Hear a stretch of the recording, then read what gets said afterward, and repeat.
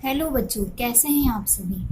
बच्चों, आज का जो हमारा टॉपिक है वो है मानव प्रतिरक्षात्मक तंत्र के घटक, components of human immune system. देखिए बच्चों, यहाँ पर ये जो शब्द आया है घटक, इसका मतलब होता है भाग, कि कोई भी चीज किन किन भागों से मिलकर बनी होती है। अब यहाँ पर जो भाग हैं वो हम बात कर रहे हैं मानव प्रतिरक्षात्मक तंत्र के भाग, कि जो मानव का प्रतिरक्षात्मक तंत्र होता है वो किन किन भागों से मिलकर बना होता है। तो चलिए शुरू करते हैं आज का हमारा टॉपिक। देखिए, मानव का जो प्रतिरक्षात्मक तंत्र होता है उसमें दो घटक होते हैं। एक घटक होता है रुधिर प्रतिरक्षा तंत्र और दूसरा घटक होता है कोशिका मध्यस्थ प्रतिरक्षा तंत्र। जब ये दोनों भाग मिलेंगे तब जाके पूरे शरीर का प्रतिरक्षात्मक तंत्र पूरा होगा। रुधिर प्रतिरक्षा तंत्र, ये वाला जो भाग होता है ये शरीर के तरल भाग को बताता है। देह जो होती है उसके तरल भाग से मिलकर बना होता है ये प्रतिरक्षा तंत्र। इस प्रतिरक्षा तंत्र में रुधिर की सारे अकोशिकीय भाग शामिल हैं। देखिए, ये प्रतिरक्षा रुधिर, प्लाज्मा व लसिकाओं में पाई जाती है। देखिए, प्लाज्मा व लसिका रुधिर के अकोशिकीय भाग हैं। क्लियर है। तो ये वाला प्रतिरक्षा तंत्र शरीर के तरल भाग को प्रदर्शित करता है। अब हम बात करें कोशिका मध्यस्थ प्रतिरक्षा तंत्र। तो ये प्रतिरक्षा कोशिकाओं में पाई जाती है। ये प्रतिरक्षा रुधिर में पाई जाती है और रुधिर के अकोशिकीय भागों में पाई जाती है, और ये प्रतिरक्षा कोशिकाओं में पाई जाती है। अब रुधिर प्रतिरक्षा तंत्र, यह तंत्र प्रतिरक्षियों का बना होता है। रुधिर में क्या बनते हैं? प्रतिरक्षी बनते हैं।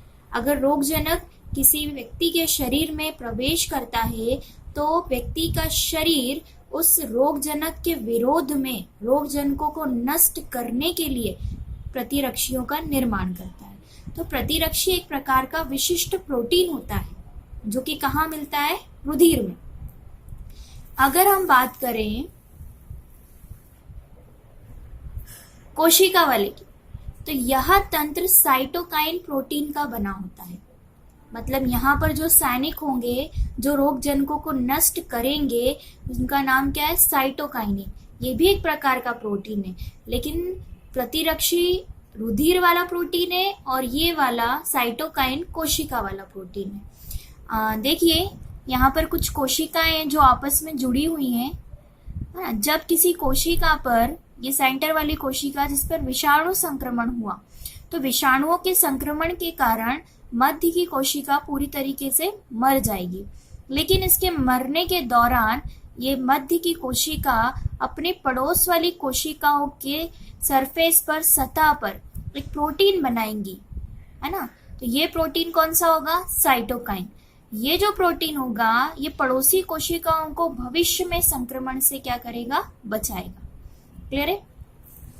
अब हम बात करें कि कौन सी कोशिकाएं हैं जो प्रतिरक्षियों का निर्माण करती हैं यहाँ पर और इस प्रतिरक्षा तंत्र को बनाती हैं। तो यहाँ पर जो सहभागी कोशिका होती है वो होती है बी लिम्फोसाइट। बी लिम्फोसाइट की भागीदारी से ये प्रतिरक्षा तंत्र पूरा होता है।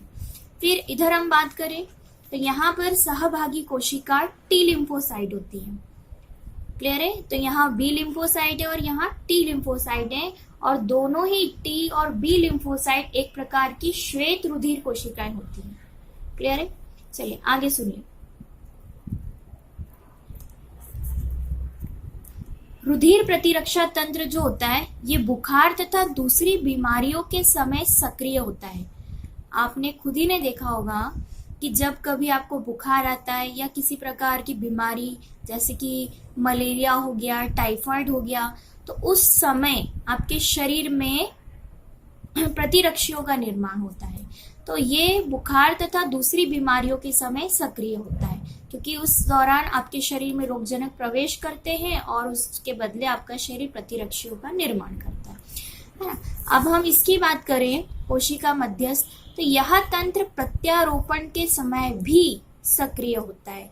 भी इसलिए क्योंकि बीमारियों के समय तो ये सक्रिय होता ही है, बट यह तंत्र प्रत्यारोपण के समय भी सक्रिय होता है। देखिए प्रत्यारोपण क्या होता है ये ध्यान दीजिए आप।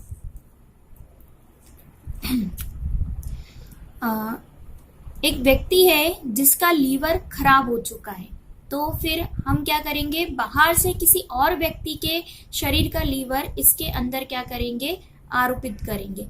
तो जब लीवर को, किसी बाहरी लीवर को किसी शरीर में, परपोषी शरीर में लगाया जाता है, वो प्रक्रिया क्या कहलाती है, प्रत्यारोपण। बट होगा क्या कि ये जो लीवर यहाँ पर अंदर बॉडी के, शरीर के अंदर भेजा जा रहा है, ये शरीर के, इस शरीर के लिए ये लीवर कैसा होगा, बाहरी पदार्थ होगा, जो कि ये शरीर इसको अस्वीकार करेगा। तो इस समय कोशिका मध्यस्थ प्रतिरक्षा तंत्र यकृत को अस्वीकार करेगा, मतलब उसको लेगा नहीं। क्यों? क्योंकि उस समय ये वाला प्रतिरक्षा तंत्र क्या हो जाएगा, बढ़ जाएगा। तो उस दौरान जब प्रत्यारोपण का कार्य किया जाता है, तो उस दौरान कुछ दवाइयां दी जाती हैं जिन्हें इम्यूनोसप्रेसिव दवाइयां कहते हैं। अब ये दवाइयां क्या करती हैं, जो इम्यूनिटी होती, प्रतिरक्षा होती है, उसे कुछ समय के दौरान, प्रत्यारोपण के दौरान इम्यूनिटी को कमजोर कर देती है या उसे दबा देती है। तो क्लियर है? तो यहाँ पर आपने समझा कि मानव प्रतिरक्षात्मक तंत्र के कितने घटक है, 2 घटक है। जो एक घटक बना होता है रुधिर का, जो कि अकोशिकीय भाग है, और एक घटक बना होता है कोशिकाओं का। यहाँ पर प्रतिरक्षियों का निर्माण होता है, यहाँ साइटोकाइन का निर्माण होता है। ये रुधिर प्लाज्मा लसिकाओं में पाई जाती है, ये कोशिका। यहाँ बी लिम्फोसाइट कोशिकाएं होती है, यहाँ टी लिम्फोसाइट कोशिका होती है। यह बुखार तथा बीमारियों के समय सक्रिय होता है, और ये प्रत्यारोपण के समय सक्रिय होता है। तो क्लियर? आई होप आपको समझ में आया हो। चलिए बच्चों, अब हम शुरू करने वाले हैं उपार्जित प्रतिरक्षा की कोशिकाएं। देखिए उपार्जित प्रतिरक्षा आपको ऑलरेडी बता दिया गया है। उपार्जित प्रतिरक्षा वो प्रतिरक्षा होती है जो व्यक्ति में जन्म के बाद विकसित होती है, जो व्यक्ति की लाइफस्टाइल पे निर्भर करती है कि वो कितने फिट तरीके से अपना जीवन यापन करता है। ये प्रतिरक्षा रोगजनक विशिष्ट होती है, अलग अलग रोगजनकों के लिए अलग अलग होती है, और शरीर रोगजनकों से रक्षा करने के लिए एक विशिष्ट प्रकार का प्रोटीन बनाता है ना। तो ये सारे डिटेल उपार्जित प्रतिरक्षा में बता दिया गया। तो वो कौन सी कोशिकाएं हैं जो इस तरह की प्रतिरक्षा के लिए कार्य करती है? तो ध्यान देंगे, श्वेत रुधिर कोशिकाएं जो कि व्यक्ति के रक्त में पाई जाती हैं। श्वेत रुधिर कोशिकाएं जिसे हम व्हाइट ब्लड सेल्स भी कहते हैं, WBC। श्वेत रुधिर कोशिकाओं जिसको ल्यूकोसाइट्स और लिम्फोसाइट्स भी कहा जाता है। क्लियर है? जो लिम्फोसाइट्स होते हैं, या फिर हम कह सकते हैं श्वेत रुधिर कोशिकाएं होती हैं, ये 2 प्रकार की होती हैं। एक होता है बी लिम्फोसाइट्स और एक है टी लिम्फोसाइट्स। ये 2 कोशिकाएं होती हैं जो शरीर में प्रतिरक्षा के लिए कार्य करती हैं। क्लियर है? आखिर ये दोनों कोशिकाएं बनती कहाँ है ना, और क्यों इन्हें बी लिम्फोसाइट और टी लिम्फोसाइट का नाम दिया गया है? तो ध्यान देंगे, ये दोनों कोशिकाएं भ्रूणी अवस्था में यकृत कोशिकाओं, कहाँ बनती है? यकृत कोशिकाओं में। कब बनती है? भ्रूणी अवस्था में, क्योंकि इस अवस्था में अस्थि मज्जा का निर्माण नहीं होता है।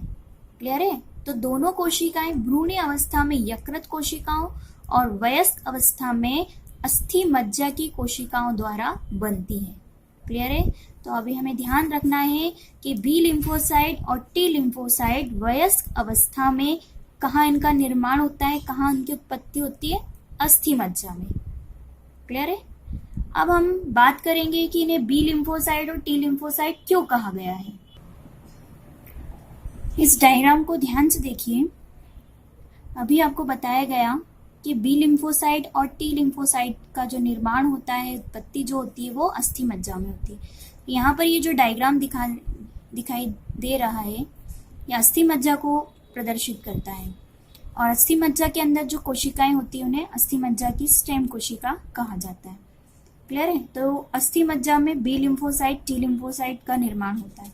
ठीक है? जो कोशिकाएं परिपक्वन के लिए, अस्थि मज्जा की जो कोशिकाएं परिपक्वन के लिए, वृद्धि के लिए शरीर की थाइमस ग्रंथि में प्रवेश करती हैं, तो वो क्या बनाती है? T lymphocyte.